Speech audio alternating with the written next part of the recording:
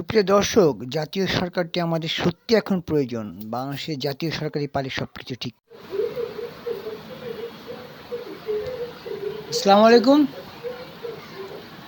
দুর্নীতি বিডি 71-এর পক্ষ থেকে দর্শক আপনাদের সকলকে শুভেচ্ছা ও স্বাগতম।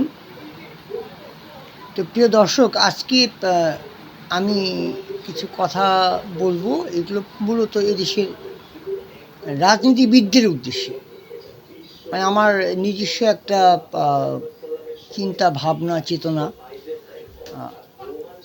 বিষয়টা এরকম, আমি কীভাবে এক্সপ্লেন করব। এই মুহূর্তে দেশের যে পরিস্থিতি, তাতে হযবরল একটা পরিস্থিতি বলা যায়। এনসিপি শাপলা ছাড়া মানবে না।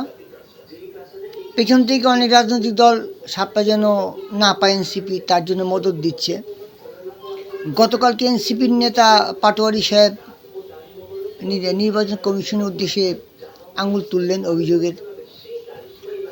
এই সব কিছু মিলে তারপর সাবের হোসেন চৌধুরীর বাসায় অপ্রত্যাশিতভাবে 3 দেশের রাষ্ট্রদূতের বৈঠক, বিভিন্ন দলের বিভিন্ন মন্তব্য। দেশের অর্থনীতি যে খুব একটা বেটার সেটা বলা যাবে না। আর চাঁদাবাজি আর ধান্দাবাজি এ তো আছেই। তা এখন তার ভিতর থেকে জাতীয় কমিশনে আলোচনার পর এখন গণভোট দিতে বিএনপি প্রস্তুত, সম্মতি দিয়েছে বিএনপি। এতদিন সেটা দেয়নি। এখন কোন প্রেক্ষাপটে বিএনপি গণভোট দিয়েছে সেই ব্যাখ্যায় নাইবা গেলাম। কিন্তু দেশটা 2024-এর 5ই আগস্টের পর যে পরিস্থিতির মধ্যে ছিল বা এখন বর্তমানে যে পরিস্থিতির মধ্যে আছে, এটাকে যদি আলাদাভাবে পার্ট টু পার্ট বিশ্লেষণ করি, ব্যাখ্যায় যাই, তাহলে কি দাঁড়ায়? সত্যি কথা বলতে গেলে দেশের রাষ্ট্রযন্ত্র বা সরকারের চেয়ারে নিয়ন্ত্রণে এককভাবে কোনো দল সম্ভব দেশ পরিচালনা করার এই মুহূর্তে আমি মনে করি, আমার ব্যক্তিগত ধ্যান ধারণা, আমার অভিজ্ঞতায় বলে এ সম্ভব না। আমি এটা এক্সপ্লেন দিতে পারবো, সুন্দর একটা এক্সপ্লেন। এটা আমার কাছে মনে হচ্ছে। মানুষের কাছে কি মনে হবে? অনেক বড় বড় পণ্ডিত, মহাপণ্ডিত, অনেক বিশ্লেষক আছে, এক একজনের এক এক রকম ধ্যান ধারণা, চিন্তাভাবনা, যার যেটা তার। আমারটা আমি বলতেছি। ধরুন একটা গাড়ি রোড অ্যাক্সিডেন্ট করলো, দুমড়ে মুচড়ে গেল গাড়িটা। এখন এই গাড়িটা আপনি আধামাদা রিপেয়ার করে আপনি এটাকে নিয়ে জরুরি কাজে ঢাকা টু কক্সবাজার রোডে হাইওয়েতে উঠবেন, প্রস্তুতি নিতেছেন। এইটুকু তো নিশ্চিন্তভাবে বলে দেওয়া যায় যে ওই গাড়িটা কক্সবাজার পর্যন্ত যাওয়ার জন্য যে ফিটনেস দরকার, যে রিপেয়ারটা দরকার, ওটা ওই গাড়ি করা হয় নাই। এটা খোদ আপনি নিজেও জানেন, গাড়ির মালিক হিসেবে বোঝাচ্ছি। এটা আমি একটা মানে তুলনার বিচার বা একটা কী বলা যায়, এক্সপ্লেন, ব্যাখ্যা বা একটা গল্পের দিয়ে আমি বোঝানোর চেষ্টা করতেছি। তো গাড়ির জায়গায় আপনি দেশ মনে করেন,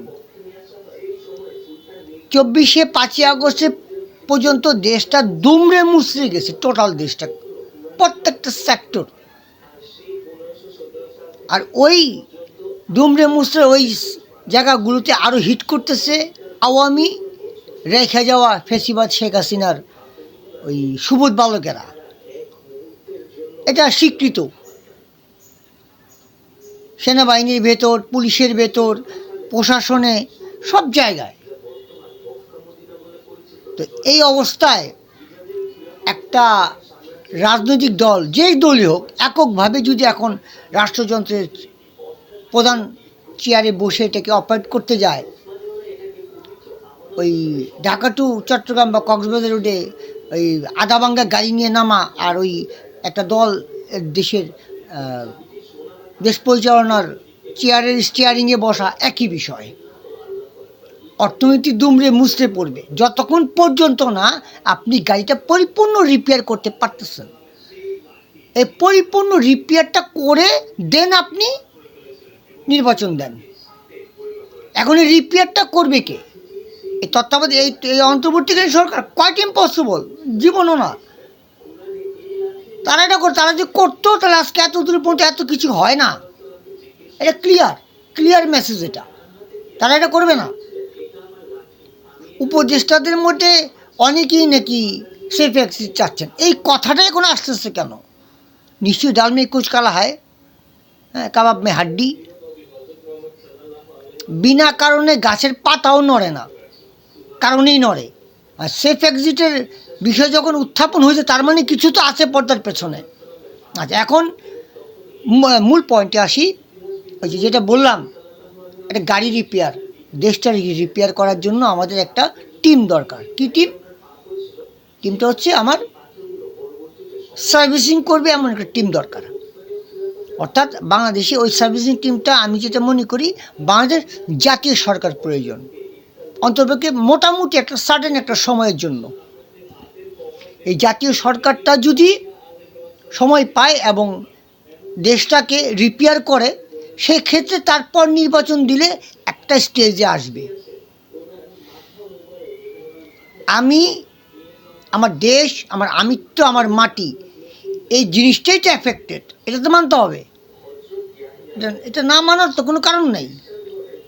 এখন জাতীয় সরকার নিয়ে এক একজনের এক এক বক্তব্য হতে পারে, কিন্তু আমার ব্যক্তিগত অভিমত, আমি যেটা আমি ব্যক্তিগত মনে করি, আমারটা আমি বলতেছি, যে প্লিজ এটা কেউ অন্যভাবে নেবেন না। বেগম জিয়াকে প্রদান করে তার পরবর্তীতে তারপরের চেয়ারগুলো ধরেন জামাতের আমির ডক্টর শফিকুর রহমান, তারপরে আনেন আমাদের সম্পাদক মাহমুদুর রহমান ভাই, চিকিৎসা শাস্ত্রে যথেষ্ট অভিজ্ঞ পিএইচডিধারী পিনাকি ভট্টাচার্য, তথ্যের উপর এবং সেনাবাহিনীর উপর বিশেষজ্ঞ প্লাস আদার্স অনেক অভিজ্ঞ সাংবাদিক কনক সারোয়ার। এরপর আপনি ব্যারিস্টার ফুয়াদ। অবধারিতভাবে এই মানুষটাকে আমি যথেষ্ট শ্রদ্ধা সম্মানে শুনি। আমার বয়স ছোটো না বলে আমি জানি না ওনার বয়স কত, তা আমার 55 চলতেছে। ওনাকে আমি ওনার বক্তব্যগুলোকে আমি যথেষ্ট মনোযোগ দিয়ে শুনি।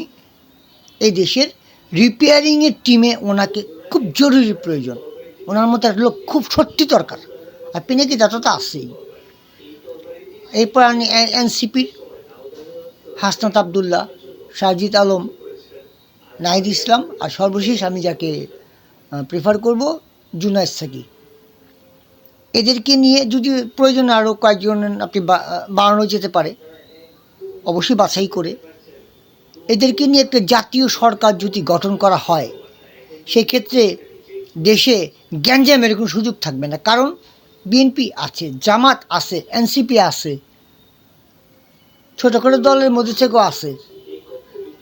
তার সমস্যা থাকতেছে না। সবাই মিলে যৌথভাবে সংবিধান সংস্কার বলেন, অর্থনৈতিক ডেভেলপ বলেন, তারপর যে পেচারটা চালানোর জন্য যে ঝাঁটা দরকার, ওই ঝাঁটা বলেন, সব ব্যবস্থা এই জাতীয় সরকার করতে পারবে সম্মিলিতভাবে। একটা কথা মনে রাখবেন, বেগম জিয়া কিন্তু বহু আগে একটা কথা বলছিল, এই মহিলা শেখ হাসিনা দেশটাকে ধ্বংস করে দিয়ে পালাবে।